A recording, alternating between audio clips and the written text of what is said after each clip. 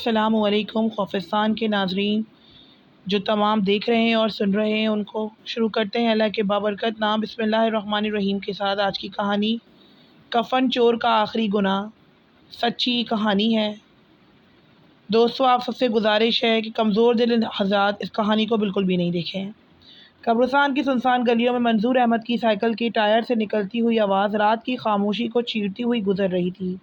50 سال کی عمر، جھکی ہوئی کمر اور آنکھوں میں بے بسی۔ 20 سال سے یہی کام، 20 سال سے وہ مردوں کا کفن چراتا آ رہا تھا۔ پہلے تو زمین نے بہت کچکوکے لگائے۔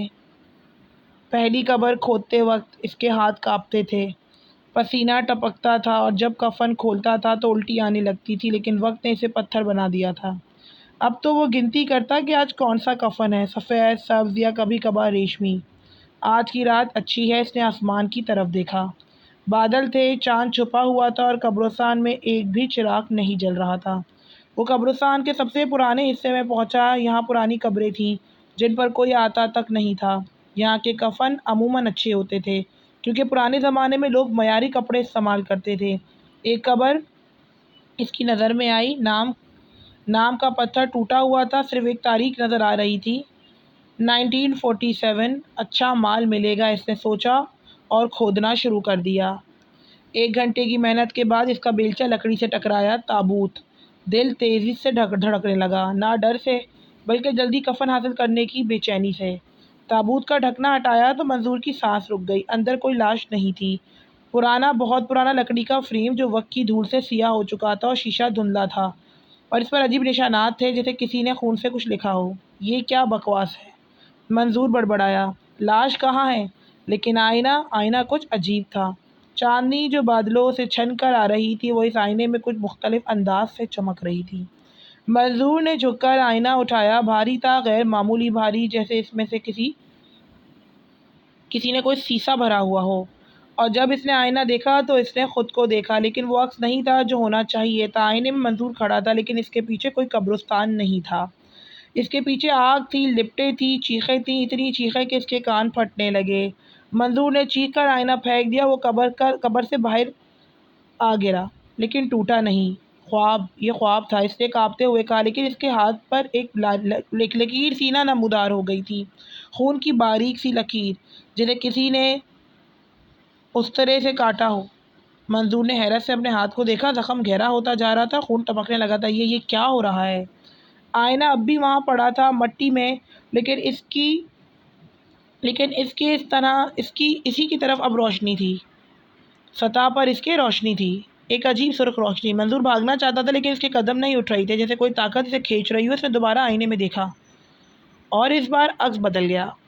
آئینے میں وہ ایک قبر کھود رہا تھا، لیکن وہ قبر اس کی اپنی تھی، اور جب وہ آئینے میں منظور نے کفن کھولا تو اس میں سے ایک چہرہ نکلا، اس کا اپنا چہرہ، لیکن وہ چہرہ سکڑ چکا تھا، کیڑے اس میں رینگ رہے تھے اور آنکھیں منظور کو گھور رہی تھیں۔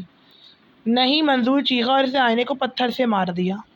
ٹھن کر کے ایک آواز آئی، لیکن آئینہ نہیں ٹوٹا، اور منظور کے سینے پر ایک گہرا زخم بن گیا، اتنا گہرا کہ پسلیاں نظر آنے لگی۔ منظور زمین پر گر گیا۔ درد اتنا تھا کہ اس کی آنکھوں کے سامنے اندھیرا چھا گیا۔ خون بہہ رہا تھا لیکن وہ مر نہیں رہا تھا۔ مجھے مرنا چاہیے اتنا خون بہنے کے بعد، اس نے سوچا، لیکن اس کا دل دھڑک رہا تھا زیادہ تیز، جیسے وہ جی رہا ہو۔ آئینہ اب بھی وہاں تھا اور اب اس میں سے آوازیں آنے لگی تھی، منظور احمد۔ یہ آواز کس کی آواز تھی؟ تم نے ہمارے کفن چرائے ہیں، تم نے ہماری عزت لوٹی ہے۔ ایک خاتون کی آواز، پھر ایک بچے کی، پھر ایک بوڑھے کی، سینکڑوں آوازیں، وہ سب جن کے کفن منظور نے 20 سالوں میں چرائے تھے، ان سب کی آوازیں تھیں۔ معافی، منظور نے گڑبڑایا۔ آئینے میں ایک ہنسی گونجی، ٹھنڈی اور خوفناک ہنسی۔ معافی، 20 سال تک تم نے ہماری لاشوں کو بے عزت کیا ہے، ہمارے رشتہ داروں کو رلایا ہے، اور اب تم معافی مانگ رہے ہو؟ منظور نے آئینے کی طرف دیکھا۔ اب اس میں سے ایک چہرہ تھا، ایک عورت کا چہرہ، بہت بوڑھی، اس کی آنکھیں سفید تھیں، جلد پر لکیریں تھیں اور وہ مسکرا رہی تھی۔ یہ میرا آئینہ تھا، اس نے کہا، کہ میں بھی تمہاری طرح تھی، قبروں کی چور، لیکن ایک دن میں نے غلط قبر کھود دی اور ایک صوفی کی قبر، اس نے مجھے لعنت دی۔ اور اس نے یہ آئینہ میرے تابوت میں رکھا اور کہا کہ جو بھی اسے چھوئے گا وہ اپنی اصل حقیقت دیکھے گا آگے کی۔ منظور کی سمجھ میں آ گیا کہ یہ آئینہ اس کا اگلا مرحلہ دکھا رہا تھا، موت کے بعد کا عذاب۔ نہیں نہیں، میں اسے توڑ دوں گا، وہ چیخا۔ اس نے ایک بڑا پتھر اٹھایا اور پوری طاقت سے آئینے پر دے مارا۔ کڑک کر کے آواز آئی، آئینے میں ایک باریک سی دراڑ آئی اور منظور کی کھوپڑی پھٹ گئی، بالکل ویسے ہی جیسے آئینے میں دراڑ پڑی تھی۔ خون بہہ نکلا، دماغ کا حصہ نظر آنے لگا، لیکن وہ ہوش میں تھا، وہ مر ہی نہیں رہا تھا۔ نہیں نہیں، وہ روتے ہوئے چیخا، اسے دوبارہ مارا، پھر مارا، پھر مارا۔ ہر وار کے ساتھ آئینے میں ایک نئی دراڑ آتی اور منظور کے جسم پر ایک نیا زخم بنتا۔ اس کی ناک ٹوٹ گئی، دانت گر گئے، آنکھ پھٹ گئی، ہاتھ کی ہڈی باہر نکل آئی۔ وہ لاش بن رہا تھا لیکن زندہ تھا۔ سورج نکلا لیکن منظور ابھی بھی وہاں تھا۔ اس کا جسم اب لاش سے بھی بدتر تھا، کھال پھٹی ہوئی، گوشت گرتا ہوا، ہڈیاں نظر آتی، لیکن وہ حرکت کر سکتا تھا، وہ محسوس کر سکتا تھا، وہ سوچ سکتا تھا، وہ زندہ تھا۔ آئینہ اب بھی وہاں تھا، دراڑوں سے بھرا ہوا، لیکن ٹوٹا وہ اب بھی نہیں تھا۔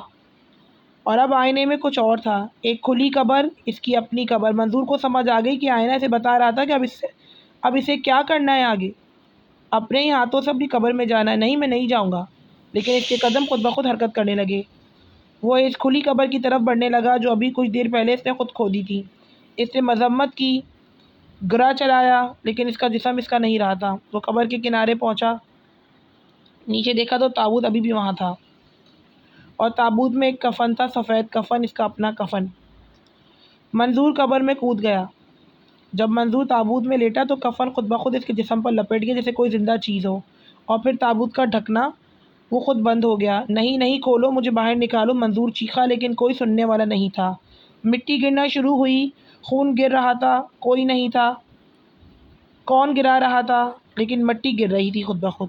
تابوت کے اندر سے منظور سن سکتا تھا کہ مٹی کی آواز اوپر سے اور اوپر اور اوپر۔ اب اس کی سانس نہیں مل رہی تھی، لیکن وہ مر نہیں سکتا تھا۔ اندھیرا تھا، مکمل اندھیرا، اور پھر روشنی۔ تابوت کی لکڑی شفاف ہو گئی جیسے شیشہ، اور منظور نے دیکھا کہ اوپر مٹی کے پار آئینہ تھا، اور لانتی آئینہ قبر کی سطح پر کھڑا تھا۔ اور آئینہ میں منظور کو اپنا عکس نظر آیا، لیکن یہ عکس روز بدلتا۔ ایک دن آئینے میں منظور کو جلتے ہوئے دیکھا، دوسرے دن اسے کوڑوں سے مارا جاتا دیکھا، تیسرے دن اسے سانپوں میں لپٹا ہوا دیکھا۔ ہر دن ایک نیا عذاب، ہر دن ایک نئی سزا، اور منظور کو محسوس ہوتا کہ ہر عذاب، ہر درد جیسے وہ واقعی اس میں سے گزر رہا ہو، لیکن وہ مر نہیں سکتا تھا۔ اور یہ اس کی سزا تھی، 20 سال کے گناہوں کی سزا۔